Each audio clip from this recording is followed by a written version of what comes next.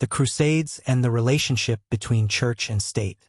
The Crusades were a pivotal moment in the history of the relationship between the church and state, reshaping the balance of power in medieval Europe. They marked a period when religious and political authority were deeply intertwined, with the papacy asserting unprecedented influence over secular rulers, while kings and nobles sought to use the Crusades to advance their own political agendas. The interactions between church and state during the Crusades left a lasting legacy on governance, sovereignty, and the interplay between spiritual and temporal power. 1. The rise of papal authority. The Church as the architect of the Crusades.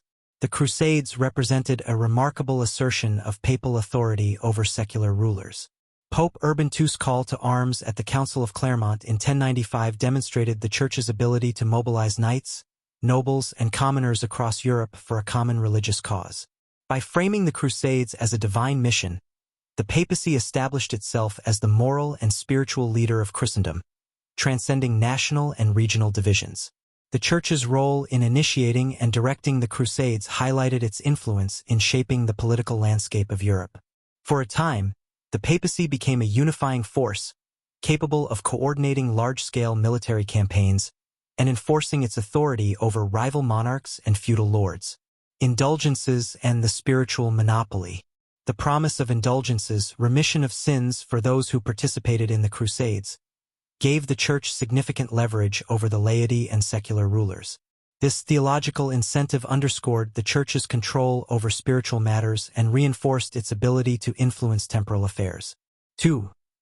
The Crusades as a tool for political ambition. Kings and nobles in the crusading movement. While the Crusades were framed as religious missions, they were also opportunities for kings and nobles to expand their power and prestige.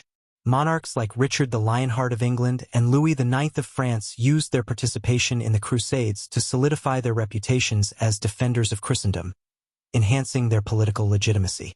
For feudal lords, the Crusades offered opportunities to acquire land and wealth in the Holy Land.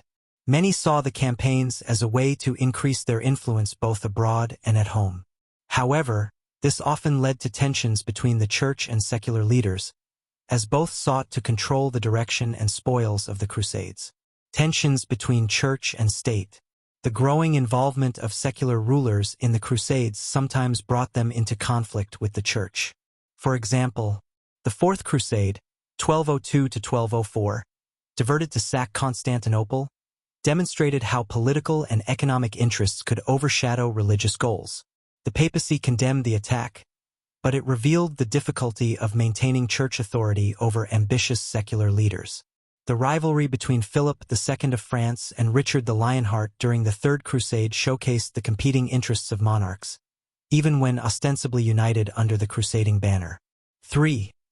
The financial implications of the Crusades. The Church's role in financing the Crusades. Organizing and sustaining the Crusades required immense financial resources, prompting the Church to develop innovative methods of funding. The introduction of special taxes, such as the Saladin tithe, in England and France, demonstrated the Church's ability to impose financial obligations on secular rulers and their subjects. The Church also relied on military orders like the Knights Templar and the Knights Hospitaller to manage funds and provide logistical support. These orders operated as early banking institutions, further blurring the lines between religious and economic authority. Economic power and political leverage. The Church's control over crusading finances gave it significant leverage over secular rulers. However, it also created tensions, as monarchs resented the papacy's ability to extract resources from their kingdoms. The financial demands of the Crusades often strained relationships between church and state, highlighting the limits of papal authority. 4. The long-term impact on governance. The decline of feudalism. The Crusades contributed to the decline of feudalism and the rise of centralized monarchies. Many lords sold or mortgaged their lands to finance their participation in the Crusades, inadvertently transferring power to kings and emerging urban elites. This shift weakened the feudal system and laid the groundwork for the modern state. Centralization of royal authority. Kings who participated in the Crusades often returned with enhanced authority. For example, Louis IX of France used his status as a crusader to bolster his reputation as a pious and just ruler, strengthening the monarchy's moral and political legitimacy.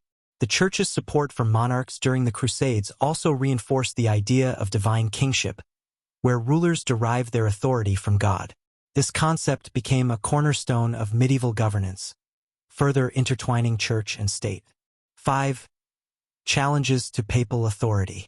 The waning enthusiasm for the Crusades. As the later Crusades failed to achieve their goals, public enthusiasm waned, and secular rulers began to challenge the Church's authority. The loss of the Crusader states by 1291 undermined the papacy's ability to present itself as the leader of Christendom, leading to growing skepticism about its leadership. The rise of secular power. The Crusades inadvertently empowered secular rulers by providing them with opportunities to expand their territories and consolidate their power. As monarchs grew stronger, they increasingly asserted their independence from the Church.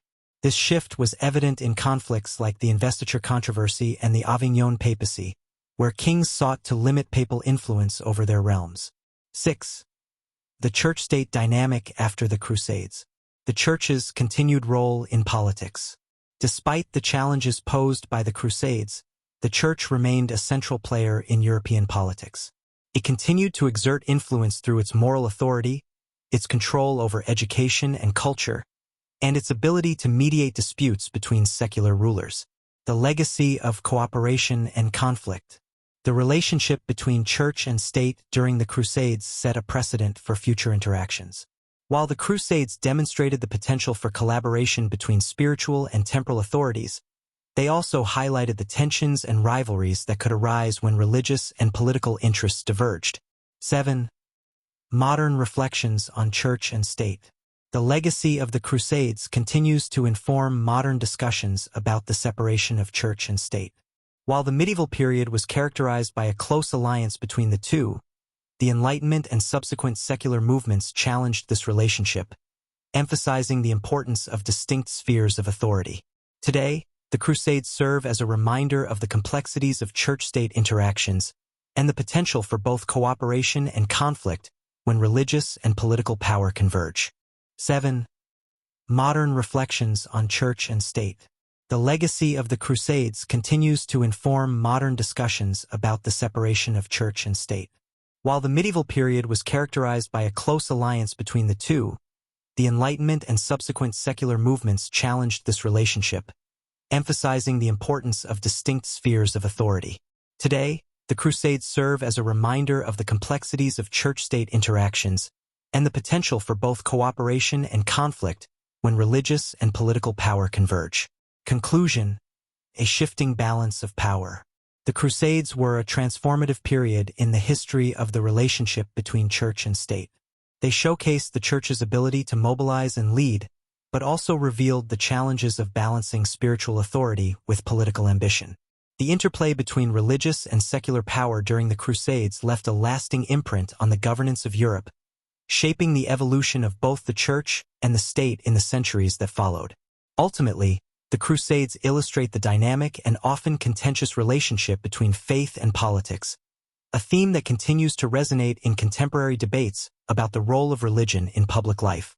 Banda NOI. Tip. ChatGPT da NOI. ChatGPT. The Crusades and the enduring legacy of church-state relations.